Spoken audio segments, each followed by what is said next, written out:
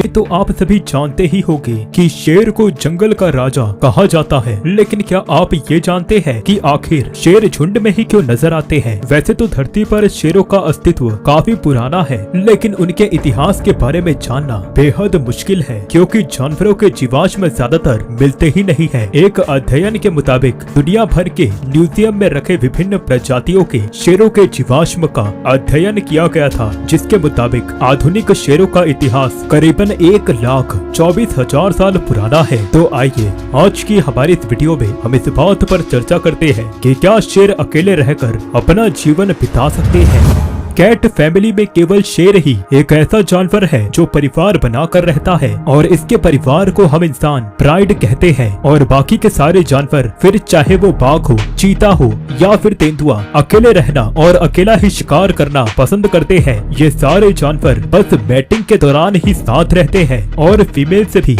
बच्चों को पाल पोस कर बड़ा कर देने के बाद इनके पास से दूर चली जाती है। मगर शेर के केस में ऐसा नहीं होता। शेर परिवार में रहते हैं और अक्सर ये झुंड में ही हमला करते हैं। इससे पहले कि हम शेर के झुंड के रूल्स को समझे, हमें पहले इनका फैमिली स्ट्रक्चर और हर सदस्य के रोल और उनकी जिम्मेदारियों को समझना पड़ेगा। जंगल का लगभग सारा हिस्सा अलग अलग इलाकों में बटा होता है और हर इलाके में शेर का कोई एक ही झुंड रह सकता है। एक इलाके का शेर दूसरे इलाकों में नहीं जा सकता। अगर गया तब इसे वहाँ के झुंड के मुखिया से मुकाबला करना पड़ता है। यूँ समझिए कि जंगल में अलग अलग राज्य होते हैं और उन राज्यों में एक शेर का राज होता है, और यदि इस नियम का उल्लंघन किया गया तब युद्ध छिड़ जाता है। शेर की एक प्राइड में ज्यादातर एक ही नर शेर मौजूद होता है और 5 से 6 मादा शेरनियां होती है। कभी कभार इनकी काफी बड़ी प्राइड यानी कि झुंड भी होती है, जिसमें ज्यादा से ज्यादा 3 शेर और दर्जन भर शेरनियां होती है। इन जवान शेरों के अलावा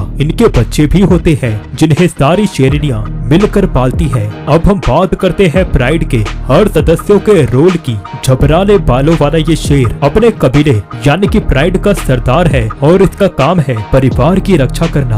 अब रक्षा मंत्रालय का काम इस शेर ने ले लिया, मगर इसके अलावा विदेश मंत्रालय भी इस शेर की जिम्मेदारी में होता है, यानी अपने परिवार के साथ साथ अपने इलाके की सुरक्षा की जिम्मेदारी भी इसी के मजबूत कंधों पर होती है। इसके होते हुए किसी और झुंड का शेर इसके राज्य में प्रवेश नहीं कर सकता। और ये है इस कबीले की सरदारनियां। इनका काम है घर संभालना, बच्चों की देखभाल करना, उन्हें ट्रेन करना और इन्हें जंगल का सबसे नीडर राजा या रानी बनाना। हमारी जिंदगी में भी हम इंसानों के बीच भी ज्यादातर परिवारों में इसी तरह से जिम्मेदारियां बटी होती है, मगर यहाँ शेर का परिवार एक जगह पर अलग हो जाता है। कमाने की जिम्मेदारी यहाँ शेरों की नहीं बल्कि शेरनियों की होती है। कमाने से यहाँ हमारा मतलब शिकार करने से है। ज्यादातर वक्त शेरनियां ही शिकार करती है, उस शिकार को पकड़ने की प्लानिंग बनाती है और झुंड की सहायता से उस पर हमला कर अपने परिवार के लिए खाने की व्यवस्था करती है।